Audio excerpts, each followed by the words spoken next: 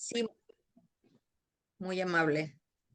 Muy buenas tardes, buenas tardes. Les damos la bienvenida a todos los participantes el día de hoy. Estamos en Diálogos por la Sociedad Civil de Tamaulipas, en conjunto con el Consejo de Organizaciones Civiles de Matamoros, y estamos en el tema especial que es los derechos de los niños y de las niñas. Y damos la bienvenida a la maestra Minerva Sauceda Lumbreras, que muy amablemente accedió a participar con nosotros. Y maestra, bien agradecido contigo y con todos los invitados del día de hoy, que es gente, ya sabemos, muy sensible, que pues está muy interesada también en participar con nosotros, y te cedemos los micrófonos, maestra. Muchísimas gracias.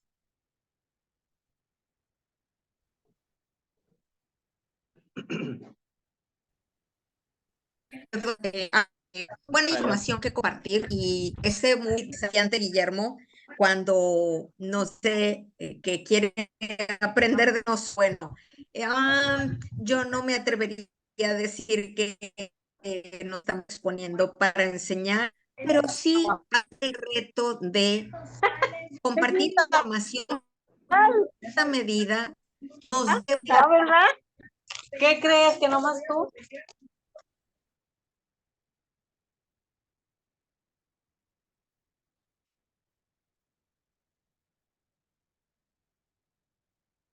Sí, maestra, tienes silenciado el micrófono. Ok, adelante.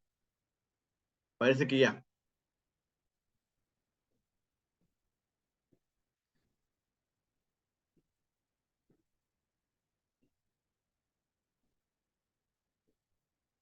Maestra Minerva, adelante.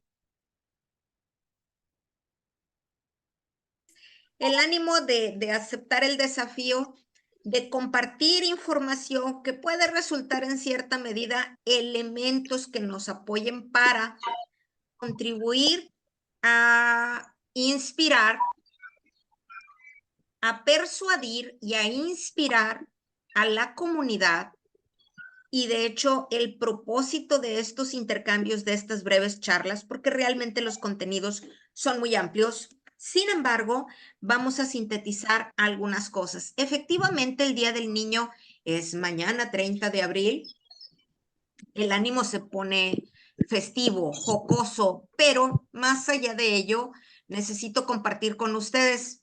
En este caso, los agentes de la sociedad civil en Red de Tamaulipas, como asociación civil, y la unidad Exatec Matamoros, gente que está trabajando muy fuerte y de manera consistente en diferentes ámbitos de la vida social, en el ánimo de promover la contribución, el aporte, más allá de la parte material, también la parte logística y también la parte moral del entusiasmo, de la alegría para conectarnos. Hay una canción que a mí me entusiasma mucho, tararear incluso, porque no me atrevería jamás a cantarla, pero hay una canción de León Greco que se llama o que dice, solo le pido a Dios que el dolor no me sea indiferente, y conectados con los festejos del Día del Niño, como se le conoce a nivel nacional, 30 de abril, pues necesito compartir con ustedes que en relación a los derechos humanos el proceso da inicio desde 1948, cuando la ONU, la Organización de las Naciones Unidas, aprueba la Declaración Universal de los Derechos Humanos. Asimismo, en el 79 tenemos la declaración, y aquí vamos a empezar con este proceso de los derechos específicos para las niñas, los niños y los adolescentes.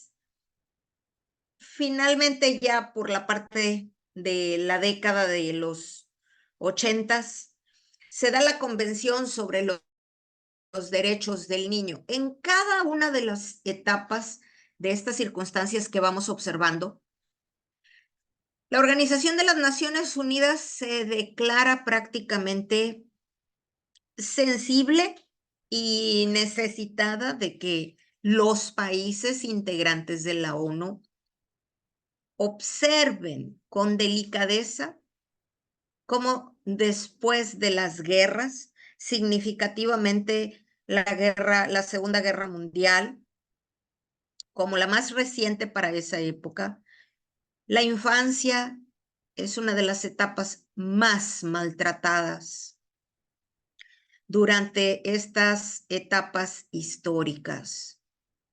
Y no en balde, está abiertamente considerada como grupo no minoritario, como un grupo vulnerable, como grupo susceptible de la agresión y de la violencia que hay en el ambiente.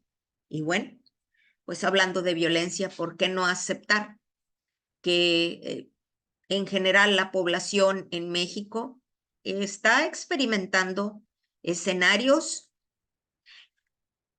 que en la vida adulta lucen como que ya son naturales y en donde pensar que tendríamos que irnos pecho tierra, pues es una de las cosas más simples. Al oír una balacera, el sentido común nos dice que no tendríamos que salir corriendo a ver quién fue el de los balazos, sino todo lo contrario. Tendríamos que repecharnos y, si es posible, dejarnos caer hasta pecho tierra y proteger a los menores de edad con el propio cuerpo si fuese necesario.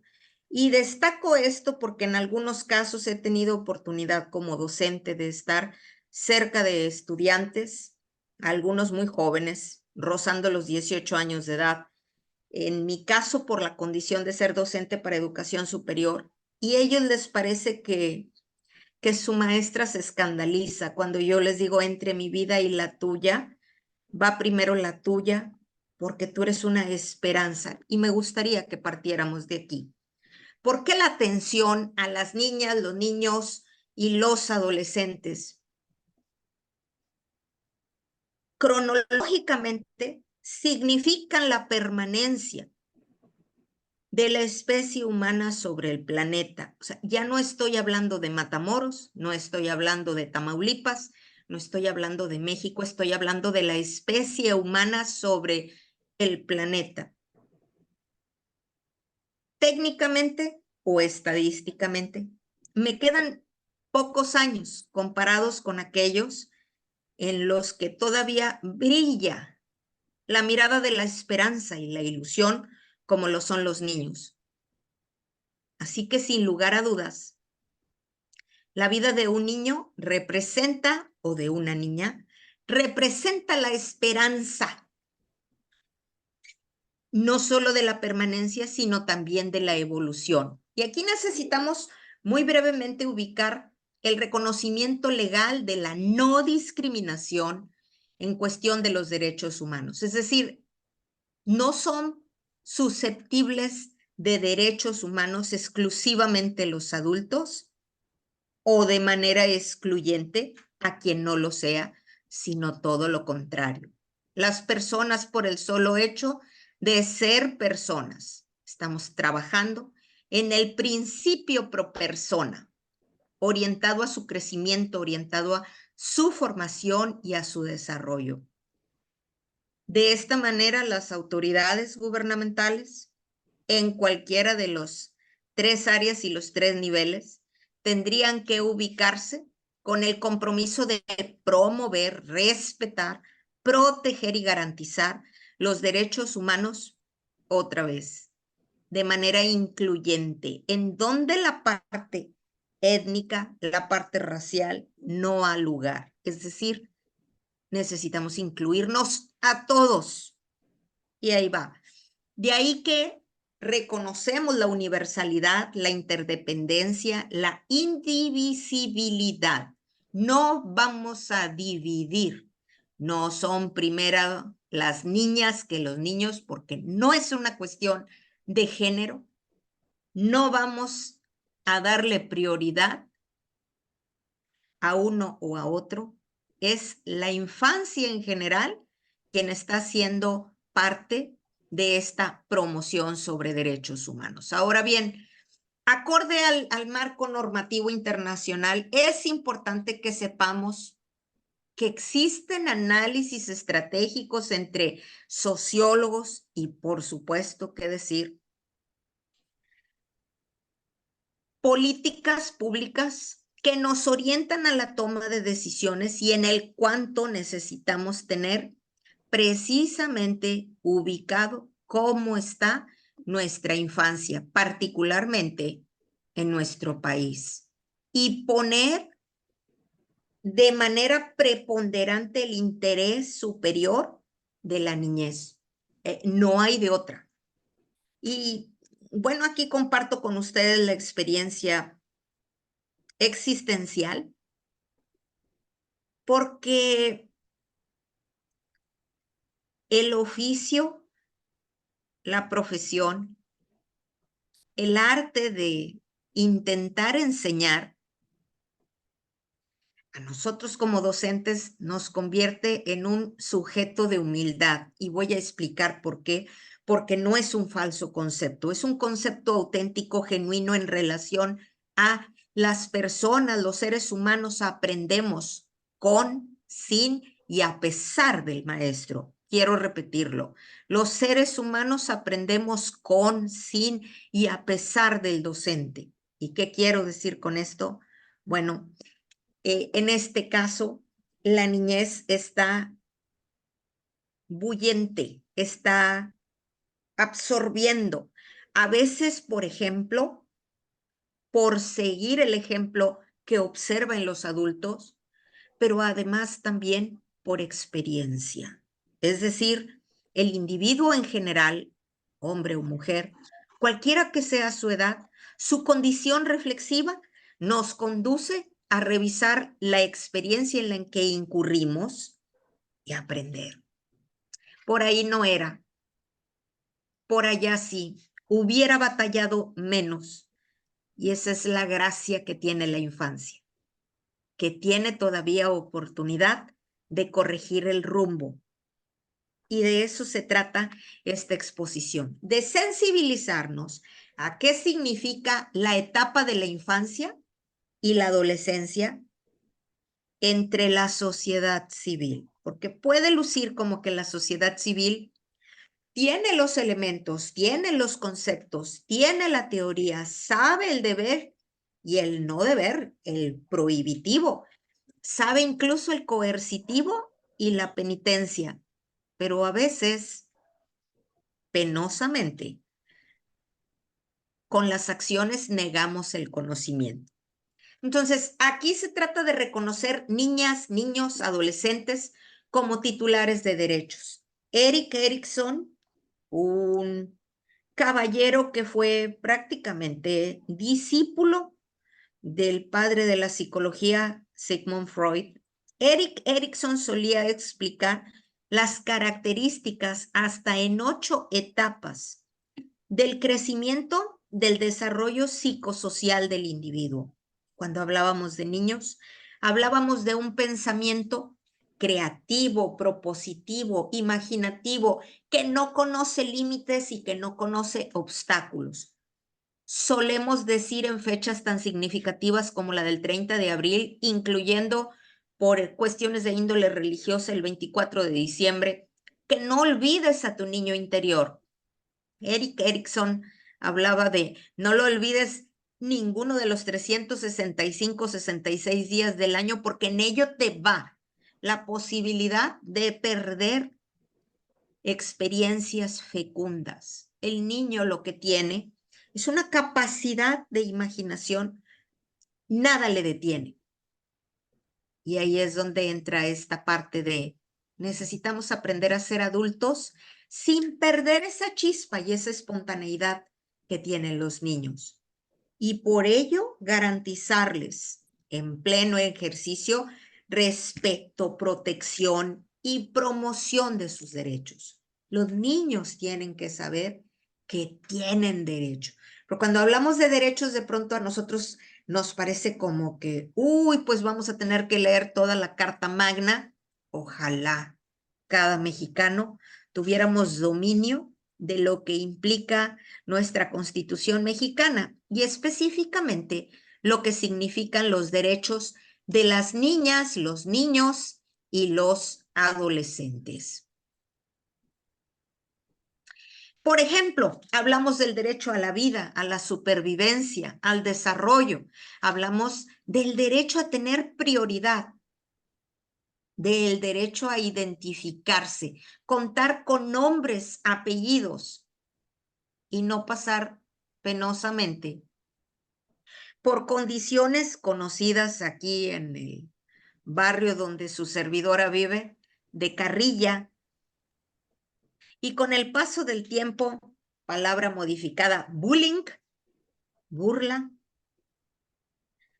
con el sometimiento de apodos, alias, como si fueran delincuentes y que simplemente no tienen sentido. Vamos al derecho a vivir en familia.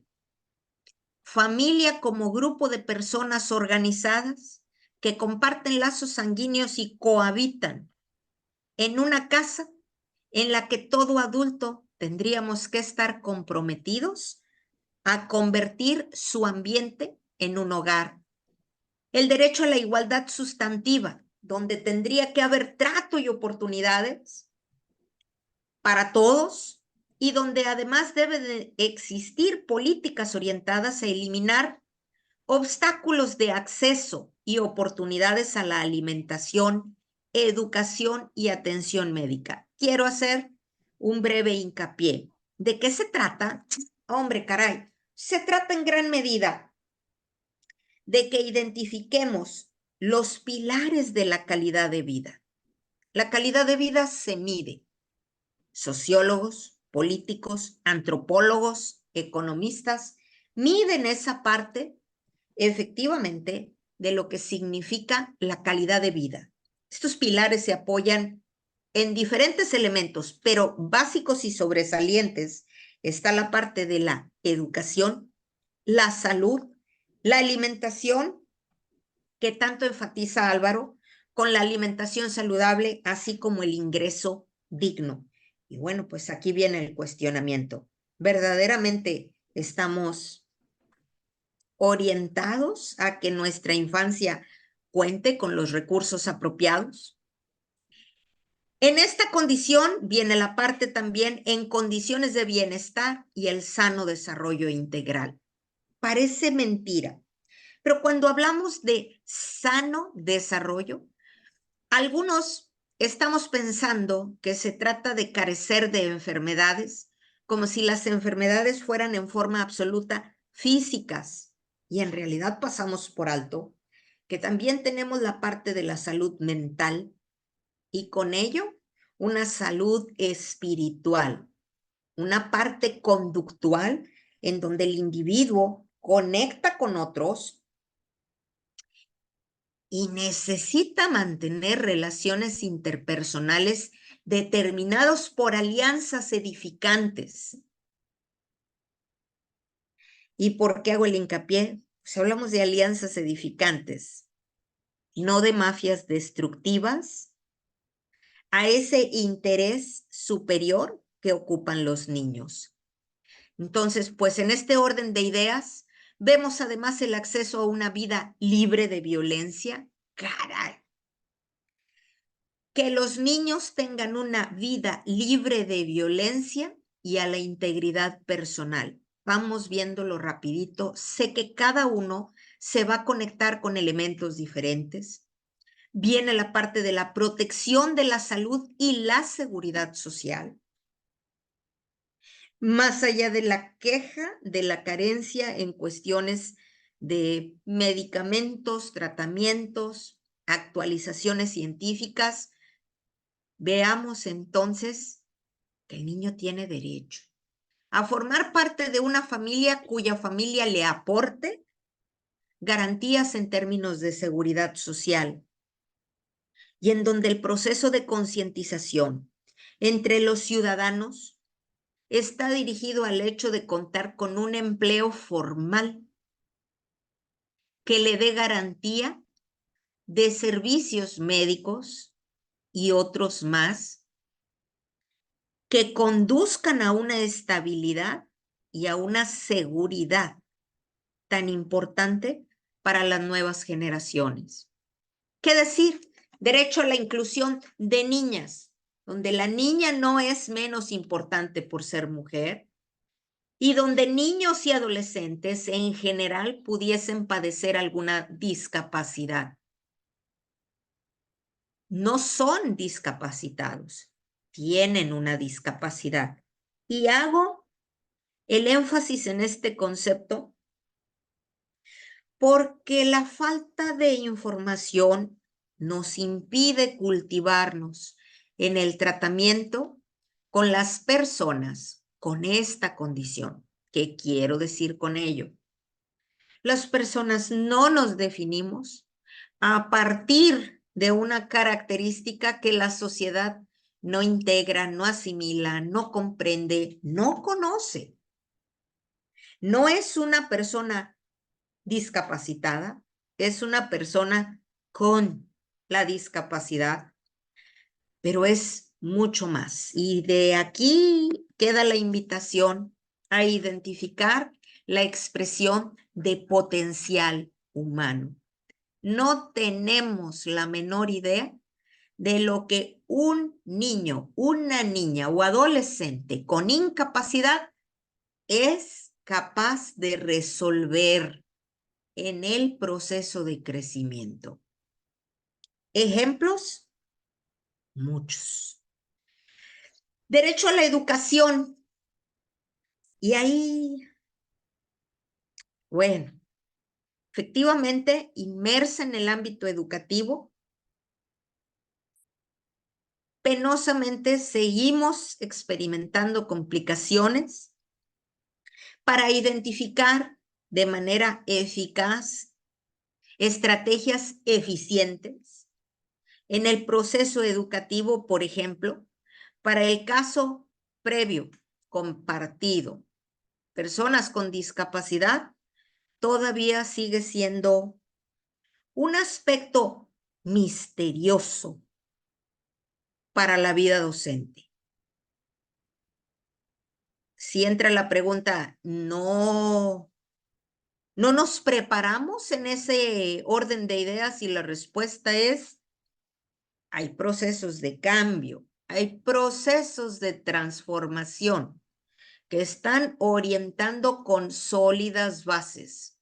Pero esto ha sido un proceso discutido por muchos años, años que no voy a medir en este momento, más allá de los sexenios, pero es una situación dolorosa porque hay una carencia concreta. El derecho al descanso y al esparcimiento, y aquí quiero recordarles el hecho de tener niños que están trabajando. Si alguno de ustedes me preguntara, ¿pero cómo? O sea, hay niños en el sector industrial, que es uno de nuestros ejes rectores en la economía y el desarrollo social en la región. Matamoros, Reynosa, Ciudad Victoria, San Fernando, Valle Hermoso. Y la respuesta absoluta es, sí, claro, yo puedo recordar en mi época donde estuve trabajando también en el ámbito industrial, señoritas con uniforme de bachillerato, portando todavía el uniforme, sabiendo que estarían trabajando desde las 3 de la tarde hasta las 11:55 de la noche. Sí, claro, claro que hay adolescentes afectados en este orden de ideas. ¿Y qué decir? ¿Cómo podemos negar la presencia de niñas y niños a las 10 u 11 de la noche en algunos restaurantes de las comunidades, ofreciéndonos en venta dulces, postres y artículos diversos? ¿Por qué tocamos estos temas? Al menos yo cuando estuve revisando la información dije, ¿a cuánto nos pasa desapercibido? Y de manera a veces hasta distraída, ni siquiera es malintencionada. Existe ya la distracción de minimizar y solamente decimos, no, hijo, hoy no, que Dios te bendiga y que te vaya muy bien. y pasamos por alto el cuestionamiento de, a ver, mijito, tú no vas a la escuela, porque ¿cuáles son sus derechos? ¿Y tu mamá? ¿Y tu papá? ¿El niño que viene contigo es tu hermanito o tu hermanita? ¿Y por qué no lo hacemos? Es una manera dolorosa también, penosa de cerrar los ojos a una realidad e incluso cerrar los ojos a ese desarrollo de potencial humano que vengo mencionando desde hace algunos instantes. ¿Cómo saber si quien tenemos enfrente tiene el potencial para ser un economista sobresaliente, el siguiente premio Nobel de Literatura en México, un individuo que detone el sentido emprendedor en toda la comunidad al paso del tiempo? Y lo que le falta es educación. Todo este tipo de circunstancias nos abaten diariamente.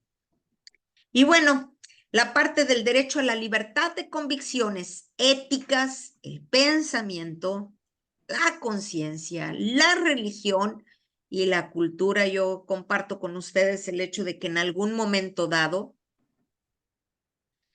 pues tuve oportunidad de compartir actividades laborales con alguien que me dijo que, coetáneo por supuesto, me dijo que en su natal Veracruz solía cargar costales de frutas, 20 kilos, 25 kilos, desde los 8 años de edad, a causa de haber perdido su padre, y observar a su madre lavar por horas interminables indumentaria ajena, ropa que otras personas iban y dejaban hasta su casa. Y al ver el desgaste físico de su madre, él se salía a cargar desde los 8 años de edad bultos, innumerables bultos durante el día. Yo le pregunté, oye, ¿y la escuela? Sí iba, y lo admito, mi compañero de trabajo muy inteligente. ¿Hasta dónde habría llegado? Entonces, vamos observando que entre todos estos derechos, estamos hablando también del derecho a la participación, donde el niño pueda tener la posibilidad y la niña pueda tener la apertura a un proceso de empoderamiento, que sienta que la realidad es suya y que el mundo que estamos trabajando es nuestro legado, y que tenga toda la actitud, la información y el conocimiento para reclamar la parte que le toca. ¿Y qué parte le toca? El mundo que estamos dejando.